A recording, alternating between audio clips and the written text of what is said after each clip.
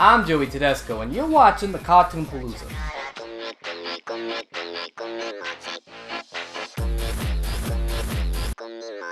The Emoji Movie. A film so bad, I already talked about this film, and yet people want me to talk about its horribleness again. And I ain't kidding. I put up a poll for movies I should look at in August, and it was between this and Captain Underpants, despite having talked about it in a vlog review minus the spoilers.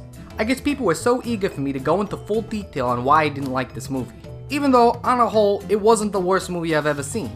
Don't get me wrong, the film is bad, and all the criticisms that have been pointed out by other reviewers and critics, perfectly justifiable. But here's the thing, why haven't we let this film go? Looking at this film again, I hope to understand what it was about the film that really got people's panties in a bunch. This is going to be a review, but it's also going to be a meticulous understanding on how the film has gone beyond being a bad movie and into the levels of provoking internet craze and fascination with this film. Am I going to have a direct answer? Probably not, but hopefully you enjoy the ride, right? I don't know what happened to Sony Pictures to get the backlash it had with their animated films. Now I understand where the hatred comes from with their live action films, but it seems like they had a good track record with their animated features. I'm gonna even go as far as to say that they're groundbreaking. When Claudia and a Chance of Meatballs came out, people were fascinated with how much the filmmakers were able to bend the physics of computer animation to the point where the cartoons looked like, well, cartoons. What I mean is that the impression of computer animation at the time was to reflect life at its most photorealistic. Back at a time when companies would take pride in how close to life a computer animated effect can go, critics emphasized that it was not necessary. What's the point of reflecting reality when you can take a camera and film a movie on your own? Now the counter arguments include heightened sensation, but as most critics of photography say back in the day, it took away the craftsmanship of painting. Therefore, you're gonna have a new artistic movement that strays away from realism, like Cubism and Impressionism. Now in a similar way, Claudia reflected a shift in the same tone that focused on wacky imagery and unrealistic physics, something of which that changed most computer animated films at the time. Rather than see movies that take pride in how realistic they can look, you started to see more sillier and over-the-top animated films. The same is said for its following films like Hotel Transylvania and its sequel. So with that said, the animation in this film, it ain't bad. In the same vein that Claudia in Hotel Transylvania was very cartoony. But they try to do something that I don't think they took full advantage of. It really takes away the imagination and possibilities of what the real world looks like in sequence to the animated world in the phone.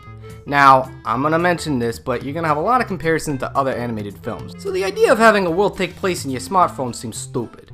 But so does the idea of having movies based on Legos. Remember it was announced that there'd be a Lego movie? People jumped straight on the hate wagon. They soon jumped off when they saw the movie was good. So saying a premise is gonna kill a movie undermines good execution. And seeing the studio having pulled off animated films like Cloudy and Hotel Transylvania, it's easy to say that they can prove themselves with a concept like the Emoji Movie. But don't get me wrong, there are other great animated films based on commercial concepts like... No, hasn't come out yet. And it doesn't really count because kind of from the Lego Movie. Alright, so maybe I can't really prove this point, so let's just go on and talk about the film. So I'm not going to spend too much time talking about the plot, since I had time to fully discuss that in my last video. I want to go straight to the qualities of the film. But if you're eager to know what the plot is, it's Dumbo with emojis. The end. I know many comparisons were made to other animated films, and I made a comparison to Inside Out earlier, but the overall point is that Dumbo serves as its framework in the same way it serves the framework to a lot of American animated films. If I haven't said it already, I'm going to say it again. Dumbo was a masterpiece that had led to the growth and potential death of the American animated film. After Dumbo, a movie with an outcast who proves society wrong by making his weakness his strength, how many other animated films have taken that concept, or at least a variation of that concept? And I'm going to tell you, 1, 2, 3, 5, yeah, too many, that's how many. It don't help when the CEO of Disney Animation and the forefather of Pixar, John Lasseter, admits that this is his favorite film of all time. And the idea of a loser overcoming the odds is a universal theme that can relate to a wide audience. The problem is when inferior studios assume that a character can be incompetent, but as long as they dream big, they'll rise to the occasion. Yeah, let's actually go back to Dumbo. The kid didn't have anything to prove. He pretty much is a wandering infant trying to find his place in the world. It's through trial and error does he find his self-confidence. This is gonna lead to a trope called the magic feather syndrome, where a character tries to find faith in something but then realizes he's gotta find it in him in order to do well, and you know. Now, if you want to get the specifics, it's so brief and we already established that Dumbo had to learn this thing on his own, with the frightening un-PC side characters. And I'm including the mouse. New Yorkers, Jerseyans, beware. So, let's go back to the Emoji Movie, because you've seen the title. This is the Emoji Movie review, not Dumbo. Gene wants to be an emoji on the panel, however, his fault is that he's always making the wrong face. Huh. 1, it's a face, dude. All you gotta do is show up and not make a face. How is this supposed to be treated like a life-changing character trait? Just don't make a face. Better yet, if you don't know you can make the right face, then just have your parents do it for you. However, that's the other problem. It's another problem that other animated films that rip off Dumbo's formula fail. Dumbo had to work at getting what he wanted to achieve. Therefore, when he's given the chance to prove people wrong, it leads to a very uplifting scene. Characters like Gene are pretty much incompetent and really not shown how they could prove themselves. Which is why we learn making the wrong face results in murder. Oh yeah, you heard that. Gene's gonna get killed because he couldn't make the right face. It feels unwarranted, out of place, and just flat out mean-spirited. Movie, it's a face, it's not the end of the world. Now speaking of Gene, he's voiced by T.J. Miller, and it actually goes back to the voice acting, because in the film the voice acting's not that bad. You got voice actors like Stephen Wright and Jennifer Coolidge, and you even got Maya Rudolph playing the smile emoji, who takes a performance so over the top it gives her role from Sisters a run for her money. You're gonna love it. Really. Anna Faris plays the role she was born to play.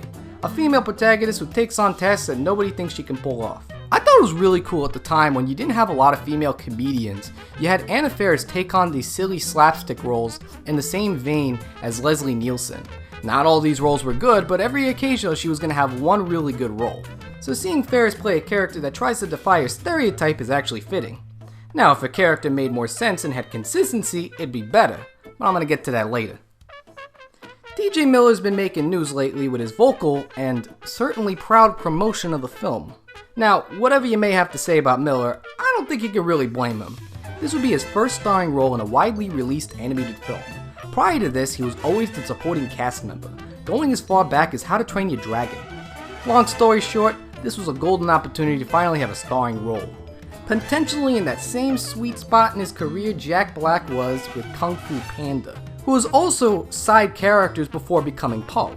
Now, Po was so unique to Jack Black as a character you could have sworn Black had a role personally created for him. Whereas Gene from the Emoji Movie, well, it wouldn't have mattered if he were played by T.J. Miller, George Miller, or even Frank Miller. Alright, Frank Miller would probably have been casted as that weird demon mask symbol, but whatever.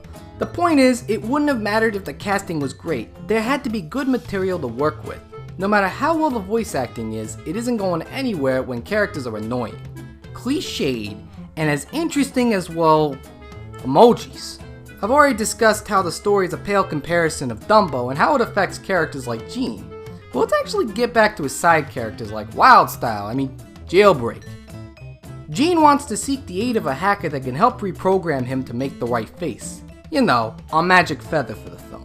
He goes to find a hacker, who in this world are established and designed to look like motherboards in the shape of the Amoeba Boys from the Powerpuff Girls. So who do they learn is the hacker that can solve their problems? Wait, that ain't no hacker, bro. The hackers, they look like this. This is so obviously an emoji. We go through another 15 minutes of the film and then you're probably thinking in the back of your head, where's this gonna go? So when they make the big reveal that she's not a hacker, it's pretty freaking lame. So wait, hold the phone. You're telling me that character who looks just like an emoji is in fact an emoji?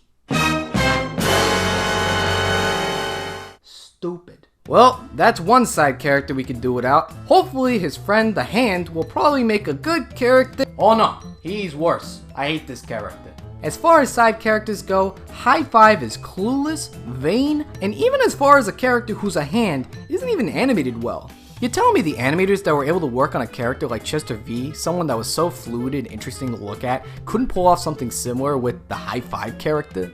And that's where the biggest problem to this film comes. It had potential. I mentioned the voice actors. They were good voice actors. And I mentioned the animation. It's good animation. But it's not given a lot to work with.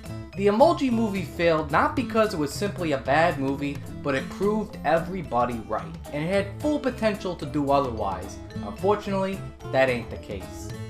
And that's why I'm unfortunately giving the movie the forget about it rating. So my question for today, what'd you think of the movie, if you even saw the movie, or if you're even planning on seeing the movie? But don't just comment below in words, use emojis. I'm thinking you're probably going to have a more interesting response by doing it that way. That was probably 10 times more interesting than this friggin' movie. Let me know what you think. I'm Joey.T.Cartoon.P and thanks for watching this review on the Cartoon Palooza.